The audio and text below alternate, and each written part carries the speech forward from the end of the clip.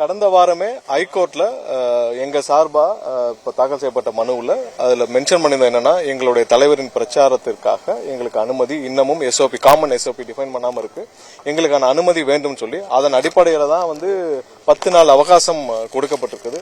கண்டிப்பாக அடுத்த SOP define பண்ணி வந்த பிறகு கண்டிப்பா எங்களுடைய பயண திட்டங்கள், தலைவருடைய பிரச்சார திட்டங்கள் கண்டிப்பா இருக்கும். கரூர் நேரடியாக செல்லாதது குறித்து பல்வேறு விமர்சனங்கள் இருந்தது. நேற்று தலைவர் சந்திச்சிருக்காங்க. எதற்காக செல்லல இந்த மாதிரியான இல்ல நம்ம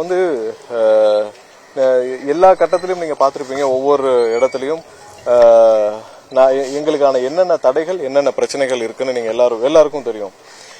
நாங்கள் முதல் நாளே கண்டிப்பாக மக்களை சந்திக்க நானும் என்னுடைய பொதுச் செயலாளர், எங்களுடைய பொதுச் செயலர் அனைவரும் அங்கே கரூருக்கு வெளியிலே காத்திருந்தோம். ஆனால் அதற்கான அனுமதி எங்களுக்கு ஊருக்குள்ள செல்ல அனுமதிக்கப்படவில்லை. அதில் கிட்டத்தட்ட 2:30 மணி 3 மணி வரைக்கும் நாங்கள் உச்சநீதிமன்றத்தில் தெளிவாக தாக்கல் செய்யப்பட்டிருக்கோம். 2:30 3 மணி வரைக்கும் நாங்கள் காத்திருந்தோம்.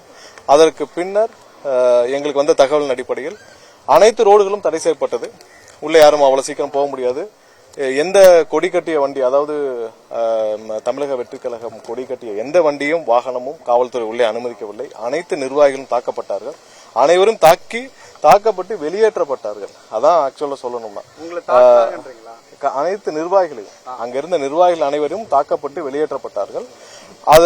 அதற்கு பின்னால் கிட்டத்தட்ட 2:30 மணி அளவுல எங்களுக்கு முதல்வர் எல்லாரும், நீங்க அந்த நிகழ்வு எல்லாம் நீங்க பாத்திருப்பீங்க, நடந்த நாடகங்கள் எல்லாம் நீங்க பாத்திருப்பீங்க, ஒவ்வொரு நாடகத்தையும் பாத்திருப்பீங்க, ஒவ்வொரு இடத்தையும் பாத்திருப்பீங்க. எத்தனை அமைச்சர்கள் உடனே நாடகம் நடத்துகிறார்கள். எங்களுக்கு அந்த இடத்துல உள்ள போறதுக்கான அனுமதியும் வழங்கப்படவில்லை. அதற்கு பின்னர் தான் போஸ்ட்மார்ட்டம் உடனே கம்ப்ளீட் பண்ணிட்டாங்க அப்படின்னு தகவல் வந்தவுடன் கண்டிப்பாக இது அடுத்த கட்டமாக எங்களுக்கு இங்கே எந்த இடத்திலும் நீதி கிடைக்காது. ஏனால் எங்களுடைய முதல் குற்றச்சாட்டு காவல்துறை மீது.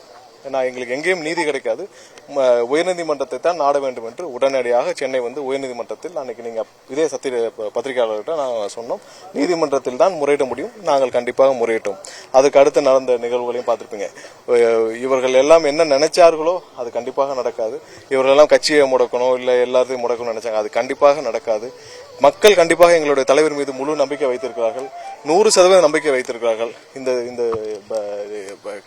மொத்த இன்சிடென்ட் எப்படி நடந்ததுன்னு மக்கள் அனைவருக்கும் தெரியும். இதுல ஒன்னும் நாங்க சொல்றதுக்கு ஒண்ணு இல்ல. எங்களுக்கான ஒரே துக்கம் 41 பேர் எங்களுடைய சொந்தங்கள், எங்களுடைய உறவுகள், எங்களுடைய சகோதரர்கள், எங்களுடைய சகோதரிகள், குழந்தைகள் பலியானது மட்டும்தான் மிகப்பெரிய துக்கம். அது கண்டிப்பாக எந்த காலகட்டத்திலும் அது மீள முடியாத துக்கம். மற்றபடி இதுல யாருக்கும் எந்த நெருக்கடியும் கிடையாது, யாரும் எங்களை நெருக்கடியும் கொடுக்க முடியாது. அதற்கெல்லாம் பயந்து யாரும் இங்க இல்ல. ஒரே ஒரு விஷயம், இந்த 41 பேருடைய மரணம் மட்டும்தான் எங்களை கடுமையாக பாதிக்குது. மற்றபடி இதுல எந்த விஷயத்திலும் எந்த இடத்திலும் எந்த ஒரு நொடியிலும் யாருக்கும் இந்த தொய்வும் இல்லை. நாங்கள் கண்டிப்பாக இதை விட பெரிய நெருக்கடியெல்லாம் எதிர்கொள்ள நம்ம மனதிடத்துல தான் இருக்கோம். ஆனா ஒண்ணு இந்த 41 பேருடைய உயிரிழப்பு மட்டும்தான் எங்களுக்கு. அது காத்திருந்து அனுமதி கிடைக்கலன்னு சொல்றீங்க. உங்களுடைய வாகனத்தை போலீசார் தடுத்து உங்களை அனுமதிக்கலையா, இல்ல நீங்க போலீஸ் கிட்ட பெர்மிஷன் கேட்டீங்களா போறதுக்கு?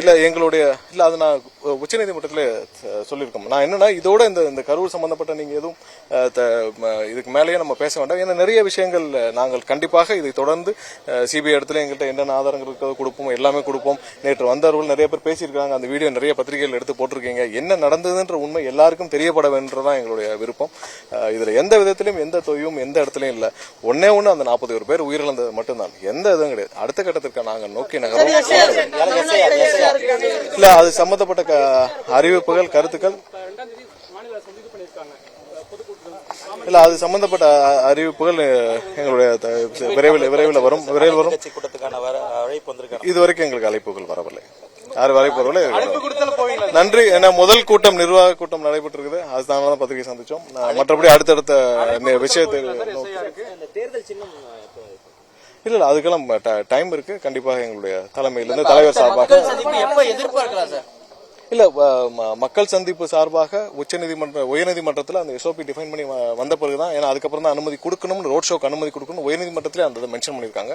பட் மற்ற பொலிட்டிக்கல் நிகழ்வுகளுக்கு அனுமதி கொடுக்கலாம்னு சொல்லியிருக்காங்க. சோ அதுக்கு நாங்கள் கண்டிப்பா காத்திருக்கோம். அது முடிந்தவுடன் உடனடியாக தொடங்கப்படும். ஏன்னா ஒரு வழிகாட்டுதல் இல்லாமல் தான் இவர்கள் இஷ்டம் போல எல்லாருக்கும் தெரியும். ஏன்னா திரும்ப சொல்றதுக்கு என்ன இருக்கு, கரூர்ல 67 போலீஸ் மேல இருந்தாங்களான்னு எனக்கு சந்தேகம் தான். உங்க எல்லாருக்கும் சந்தேகம் தான். எவ்வளவு போலீஸ் இருந்தாங்கன்னு உங்களுக்கு எல்லாம் தெரியும். இன்னைக்கு அவங்களால எத்தனை பேர் எந்தெந்த இடத்துல டிப்ளாய் பண்ணாங்கன்ற லிஸ்ட் அவங்களால கொடுக்க முடியுமா? எதையுமே நீங்க எல்லாம் வந்து அவர்கள் ஒவ்வொருத்தரும், அதாவது முதல்வர் உட்பட என்னென்ன பிரஸ் மீட்ல என்னென்ன சொன்னாங்களோ எல்லாமே சாட்சியங்கள், பொதுமக்கள் முன்னாடி இருக்க சாட்சியங்கள், எல்லாத்துலயும் என்னென்ன சாட்சியங்கள் இருக்கோ அது எல்லாத்துக்கும் அவர்கள் தான் பதில் சொல்ல வேண்டியிருக்கும். ஏன் போஸ்ட்மார்ட்டம் நாங்க வந்து 1:45 ஸ்டார்ட் பண்ணோம்னு ஒரு அமைச்சர் சொல்றாரு. அப்ப 3:10 முதல்வர் வந்தப்ப போஸ்ட்மார்ட்டம் பண்ணப்பட்ட 1.5 மணி நேரம் தான் ஒரு போஸ்ட்மார்ட்டம் பண்ணிருக்காங்களா ஒருத்தருக்கு? அதுக்குள்ள அவங்க ரிப்போர்ட் முடிச்சிட்டாங்களா? இது மாதிரி பல கேள்விகள். 3:15 மணிக்கு முதல்வர் 3:10 வந்துட்டாருன்னு நினைக்கிறேன். அந்த டைம்ல முதல்வருக்கான மலர் வளையம் அங்க வைக்கிறாங்க. சோ அப்ப 1 மணி நேரம் கூட போஸ்ட்மார்ட்டம் பண்ணலையா? சோ இதற்கான பல கேள்விகளுக்கு விடை காலம் தான் பதில் சொல்லும். விசாரணை நடந்துட்டு இருக்கு. உச்சநீதிமன்றம் தலைமையில் ஒரு நீதிபதி நியமிக்கப்பட்டிருக்கிறார். அதனால இது சம்பந்தப்பட்ட பல விஷயங்கள் நம்ம தயவு செஞ்சு வந்ததை பத்தி நீங்க யோசிக்கிறீங்களா? இது இல்ல வரக்கூடிய காலங்களை தவிர்ப்பீங்களா? பத்திரிகையாளர் அனைவருக்கும் தெரியும் இந்த கேள்வியை. நீங்க நிறைய டைம் நீங்களே 1 மாசம் விவாதிச்சீங்க. உங்க எல்லாருக்கும் தெரியும். இதுல இருந்த பெரும்பாலானோர் அன்னைக்கு எங்களோட டிராவல் பண்ணீங்க. தாமதத்துக்கு என்ன நீங்க தெரியும். அதாவது கிட்டத்தட்ட 2500 டூ வீலர் தலைவருடைய வாகனத்தை சுற்றி இருந்தது. அதை தடுக்க உங்களுடைய வாகனங்களையும் சேர்த்து, ஏன்னா நீ எங்க காலதாமதம் ஆச்சுன்னு உங்களுக்கு தெரியும்.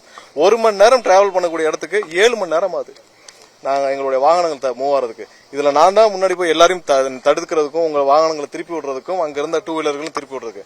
பொது வெளியில நாங்க கண்ட்ரோல் எடுத்து பண்ண முடியுமா? இப்ப இங்க இருக்கிற சாலை இருக்கு. இந்த சாலையில நாங்க போய் தடுப்புகள் அமைத்து நாங்க போய் இந்த வாகனத்தை இப்படி போன்னு சொல்லுமா? காவல்துறை தான் செய்ய முடியும். எதுக்கு நாங்க காவல்துறை போய் ஒரு விஷயத்துக்கு அனுமதி கேட்கிறோம், ரூட்லாம் சொல்றோம். இது காவல்துறை தான் பண்ண முடியும். இப்ப ஒரு நிகழ்ச்சி இப்போ எங்களுடைய அரங்கிலையோ இல்ல வெளியே அரங்கிலையோ நடக்குது, அரங்கிலையோ மாநாட்டுல, அது எங்களுடைய பிரமிசஸ். அந்த இடத்துல நாங்கள் எப்படி வேணாலும் நாங்க தடுத்துக்கலாம். மீடியா அங்க இருக்கணும்னு. பொது இடங்கள்ல அது பப்ளிக்கோட இடம். அதுல நாங்க எப்படி தடுப்புகள் அமைக்க முடியும்? யார் எங்க போகணும்னு சொல்ல முடியும்? என்ன பண்ண முடியும்? சோ அங்க எதுக்கான டிலேன்னு உங்களுக்கு எல்லாருக்கும் தெரியும். எந்த இடத்துலயும் காவல்துறையோ இல்ல அங்க இருக்கிற லோக்கல் அட்மினிஸ்ட்ரேஷனோ எதுவுமே வந்து அங்க இருக்க டிராபிக்கையும் சரி பண்ணல. அதனாலதான் டிலேன்றது எல்லாருக்கும் தெரியும்.